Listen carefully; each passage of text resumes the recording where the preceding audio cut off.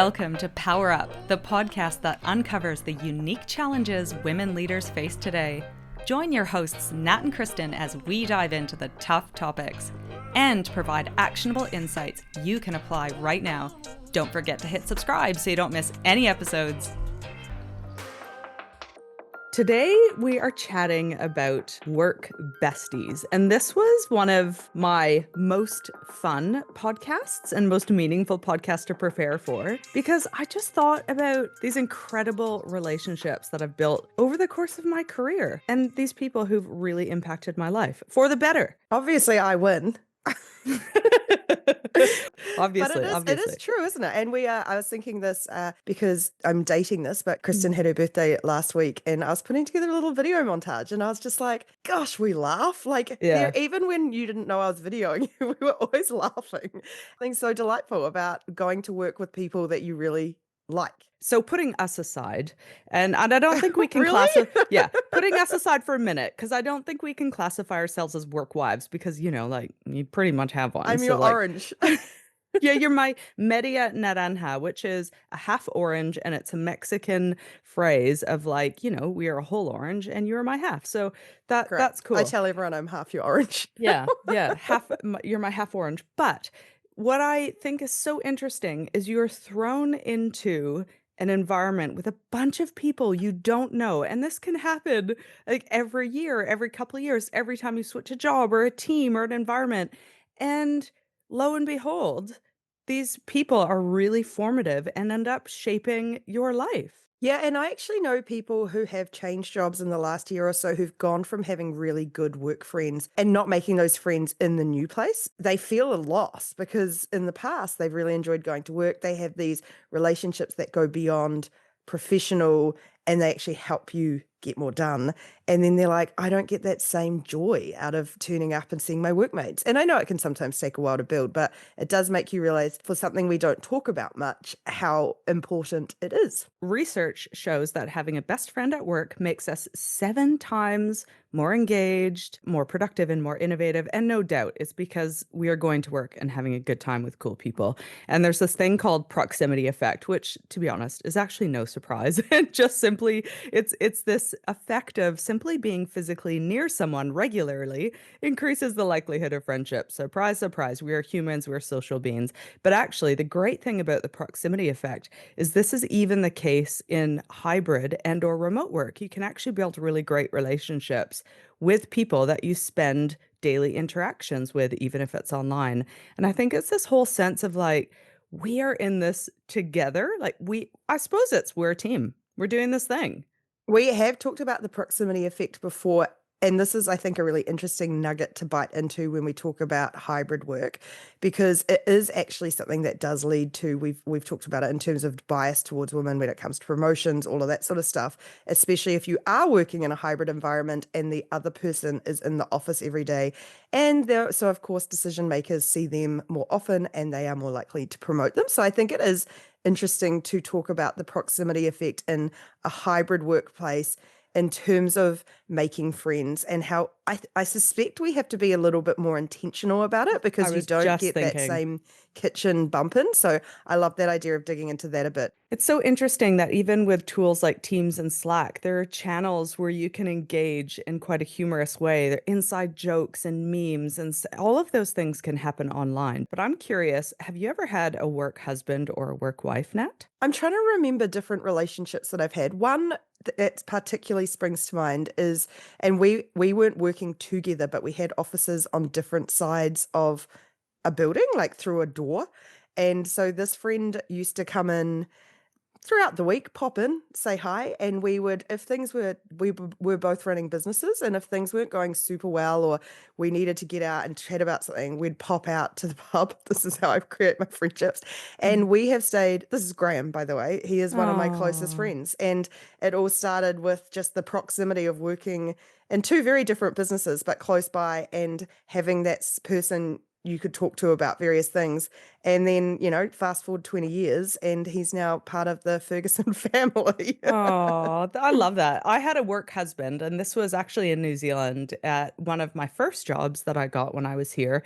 And I was on the growth side, and he was on the product side, but we needed each other to get things done. And we were competing over resource, but we had to work together to get things done. But it didn't always mean that the relationship was smooth. And that's why he was a little bit of my work husband, is because we'd get along so well and be on the same wavelength much of the time. But then we'd also have big fights and like Oh, yeah.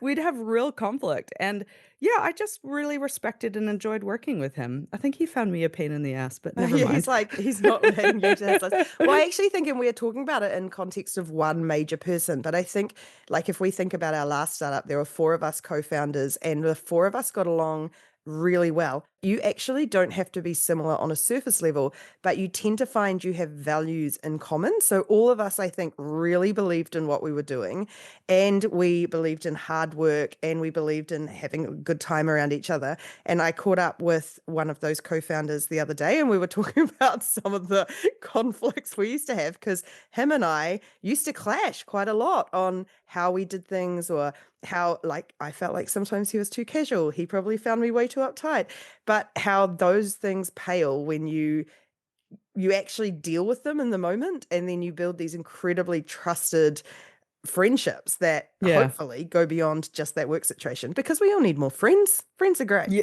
friends are great. And there's this other effect called social contagion effect, and you'll know this well. And this is how our work friends influence ultimately our career decisions. And we know that saying of the five you're surrounded by actually shape who you are. So be very careful about the five people that you surround yourself by. Five is probably not, it's not scientifically based, but it stands to reason that those people that you're surrounded by, you start to, is it osmosis of behavior and attitudes and values?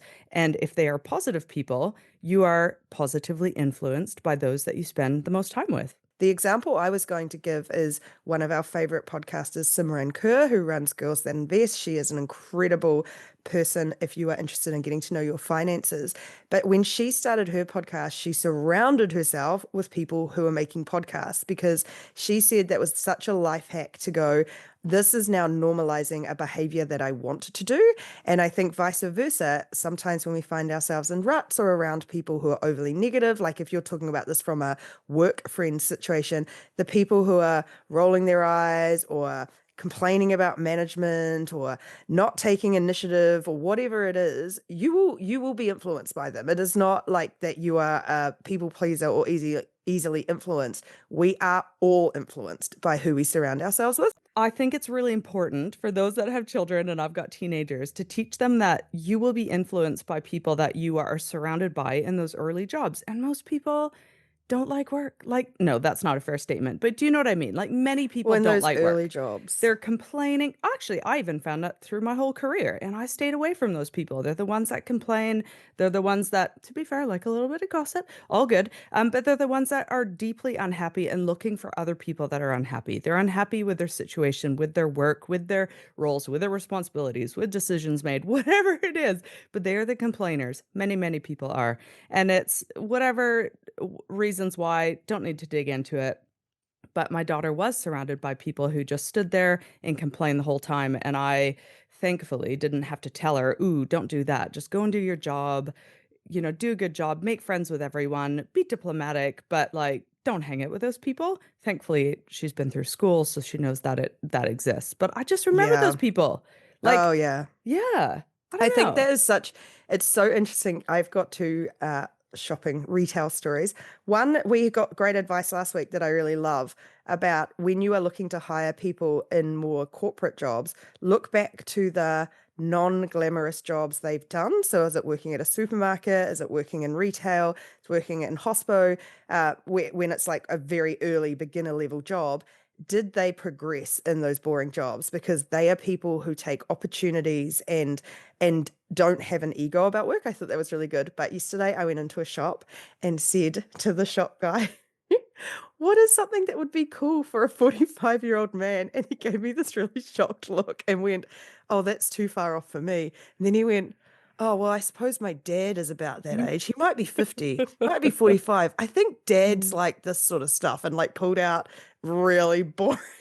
Golf, golf I shirt. was like, oh wow, that's the age I'm at. That they're in. Yeah. I was like, he's probably 17, looking at me and being like, I Uh, don't know, old lady. What are you doing? Anyway, I did love that example from your daughter because I do think as with any situation, and this is something I think we're both thinking, well, I'm thinking about a lot going into next year, is who you surround yourself with is massively influential. And at work, the people we've talked about this before of your peers being such an opportunity for progression, the people, the internal networking you do, the people who may be in really interesting positions later on, who may reach out and lift you up, or the people who can help you navigate work, like you've just, your example, Kristen, of how you actually share resources better. Those relationships are critical, but like with anything, be intentional. Don't that line you said of unhappy people trying to attract other unhappy people, that is so true and something that I think yeah. we should be aware of, that it's so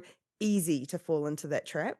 Well, we are looking for connection. So I don't think it's abnormal or there's anything wrong with us if we gravitate towards that because once in a while we want a good moan or a complain or we just are in a bit of a funk. I think that's okay.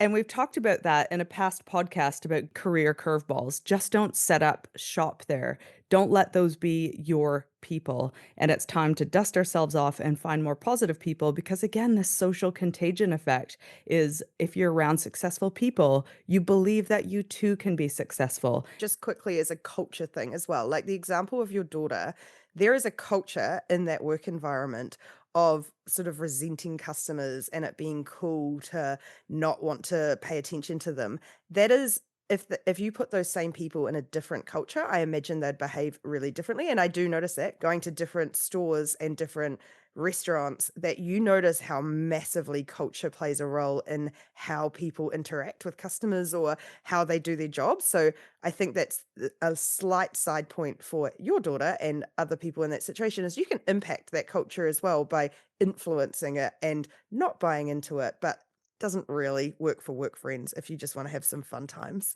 So good. Totally agree. Do you know one interesting thing that I realized? I noticed that when I became in senior leadership roles, there was this real tension to being friends with everyone else. I felt that there was this line that I shouldn't cross, that I could be friendly but not necessarily be friends with those that I was leading. And there was Hmm. just this tension that I felt that once I'd become a senior leader, I was okay to be good friends with those around me at that level, being friends with people at more junior people. Do you know what I mean? I maybe I'm conservative too, but I think that's been advice I've been given a lot in my life of Yeah, when you hit a new stage in your career, you have to find your new people because there's a multitude of reasons for that. And obviously, I don't know if maybe I'm announcing this live on a podcast, but I met Kyla at our last startup and she wasn't in the founding group. And fortunately, we really like it was towards the end of our time there, ready, ready, ready. But it was such a consideration for me of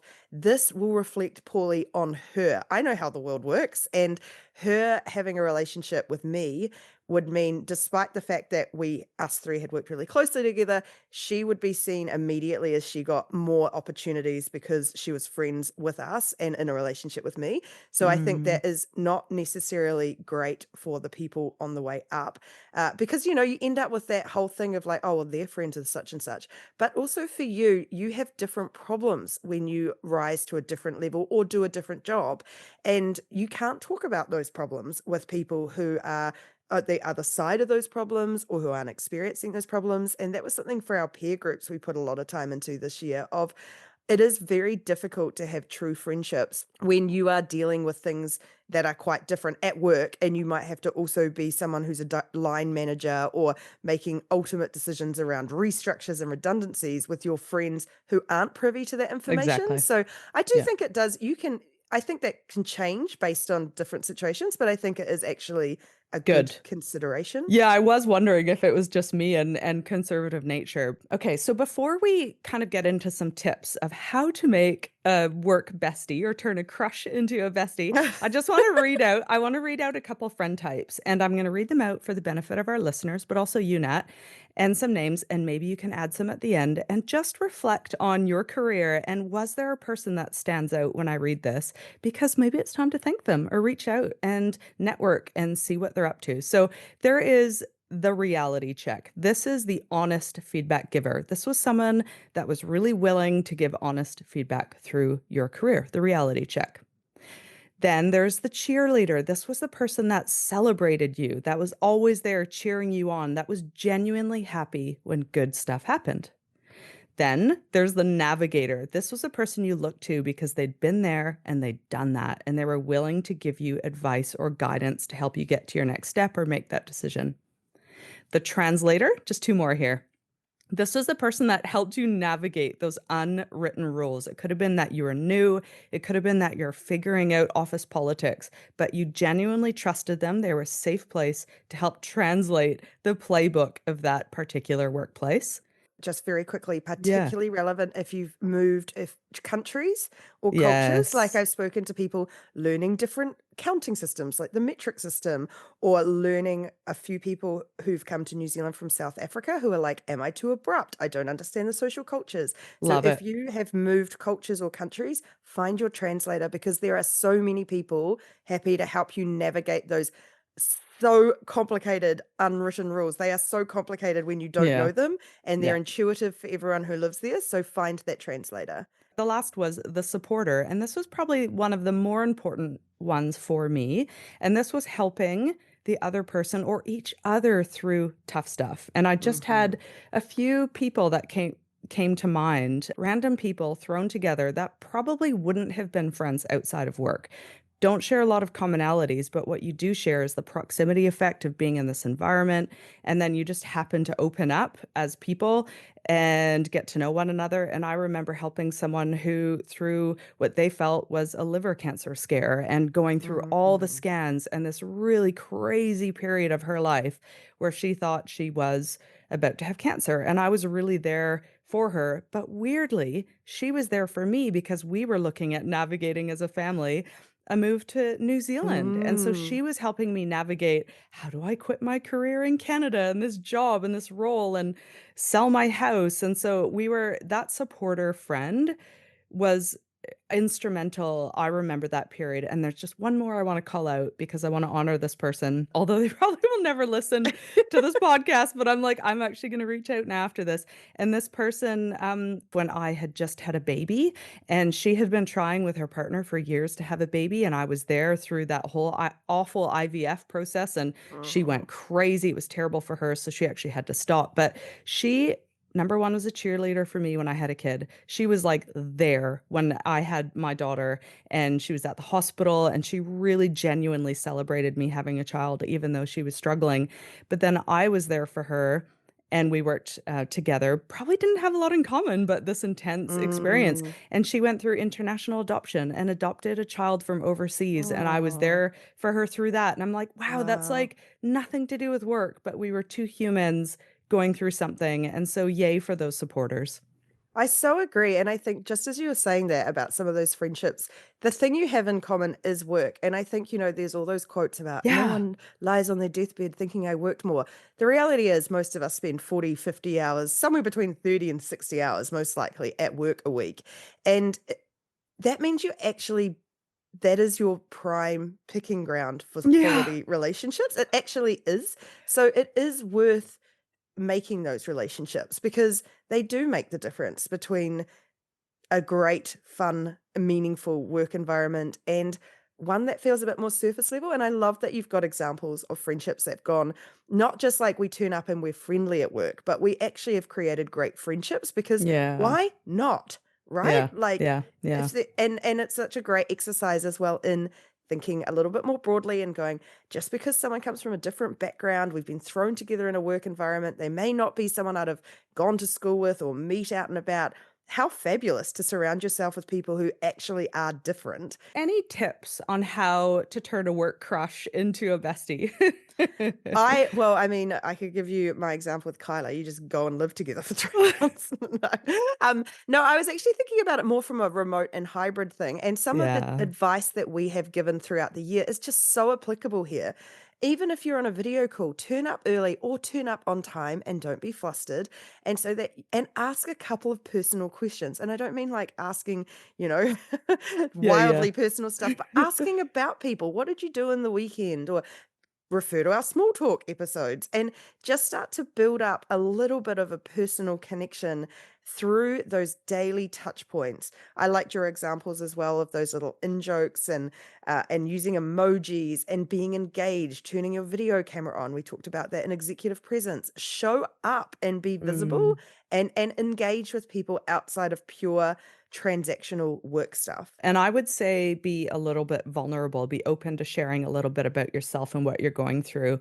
And if those are the hooks, going from small talk to deeper relationships, don't be afraid to do that because we spend so much time at our work. And these are the people that are helping us, I suppose, get through and enjoy life. I think the other couple of things is, and we've talked about this with internal networking, set up 15-minute coffee meetings, Mm. even if it's on Zoom or in person, purely just to get to know your colleagues.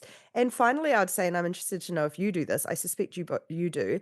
I follow people on LinkedIn and Instagram if I work with them. And that is such a nice way outside of work to read and experience some of the stuff that they care about. Like on Instagram, you tend to see more about people who are runners or they've got various hobbies. Like one of my old work friends is turns out now to be an incredible artist. And so I get to follow her art on Instagram. And hilariously, she listens to this podcast and she posts about listening to Power Up while she paints. But that sort of stuff, just we've got these tools now that we didn't have 10, 15 years ago to the same degree. So use them to just engage with people that you think you might like at work. You're dating me because I was kind of thinking, where are most of my work friends? Yes, on LinkedIn because that's an obvious place. But Facebook is probably where a lot of my old workmates are on Facebook. And sadly, one of my good workmates that I worked with, gosh, probably a decade ago, he was an older gentleman. This was in Canada. We did a lot of international travel together. He passed sadly Oh. last year. I know, and I was able to see that on Facebook and just really reflect on what a neat guy he Mm. was and a great dad and ultimately a great grandfather. Hopefully, everyone can take this time to reflect on the people that have made work a little bit better for you and reach out and say thank you. We have really enjoyed this app and we will catch you next time. I'm just worried now that everyone's gonna be like, "You met Kyler at work." Not an abuse of power. Don't worry, I told Kristen eventually. We managed the abuse of power. I hate that stuff. Ah, it was fun. And then look at you now. Take care, everyone. We'll catch you next time. Bye. Bye.